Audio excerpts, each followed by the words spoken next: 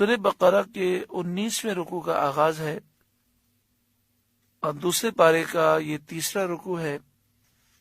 اللہ رب العالمین نے ارشاد فرمایا، یا ایھا الذین آمنوا استعینوا بالصبر والصلاۃ، اے ایمان والوں صبر اور نماز سے مدد چاہو۔ حدیث پاک میں ہے کہ سید عالم صلی اللہ علیہ وسلم کو جب کوئی سخت مہم پیش آتی نماز میں مشغول ہو جاتے۔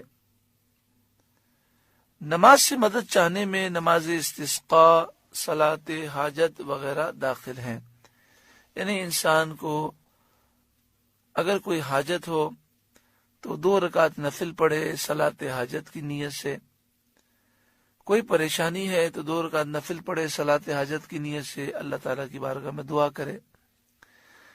اسی طرح نماز استسقاء، بارش نہ برسے تو ایک مخصوص نماز پڑھی جاتی ہے بارش کے طلب کے لیے۔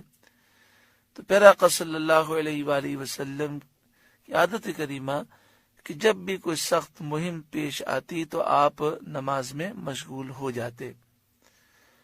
ایک طرف تو یہ عمل ہے اور یہ تعلیمات ہیں، اور دوسری طرف ہمارا حال یہ ہے کہ ایک آدمی پریشان ہوتا ہے تو نماز چھوڑ دیتا ہے، ایسے بھی لوگ ہیں۔ ایک طبقہ تو وہ ہے نا کہ پریشانی میں وہ نماز پڑھنا شروع کر دیتا ہے، اور ایک طبقہ یہ ہے کہ وہ پریشانی میں اتنا پریشان ہو جاتا ہے کہ نمازوں سے غافل ہو جاتا ہے۔ اسے کہیں تو وہ کہتا ہے کیا کریں، اپنی پریشانی میں ایسے مصروف ہیں کہ نماز پڑھنے کی فرصت ہی نہیں مل رہی۔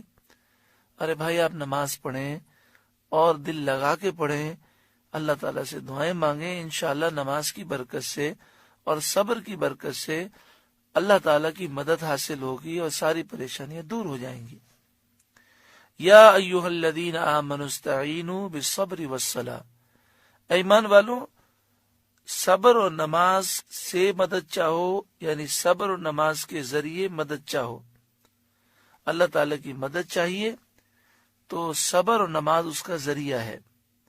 صبر کا دامن تھامو اور نمازوں کی پابندی کرو، بلکہ نوافل کی طرف مشغول ہو جاؤ، اللہ تعالیٰ کی طرف سے تمہیں غیبی مدد حاصل ہوگی۔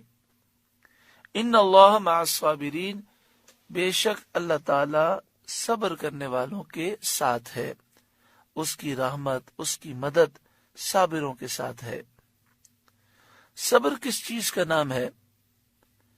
صبر واویلا کا نام نہیں ہے کہ کوئی شخص واویلا کرے، شکوہ شکایات کرے، شور شرابہ کرے، چیخ و پکار کرے اور پھر کہے جی میں تو صبر ہی کر رہا ہوں۔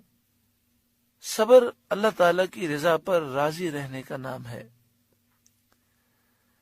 جو صبر کرنے والا ہوتا ہے وہ واویلا نہیں کرتا، شور شرابہ نہیں کرتا، بلکہ وہ کہتا ہے انا للہ و انا الیہ راجعون، بے شک ہم اللہ کے ہیں اور بے شک ہمیں اللہ ہی کی طرف لوٹنا ہے، ہم تو صبر کرنے والے ہیں، اللہ کی رضا پر راضی ہیں، یہ کہہ کر وہ خاموش ہو جاتا ہے۔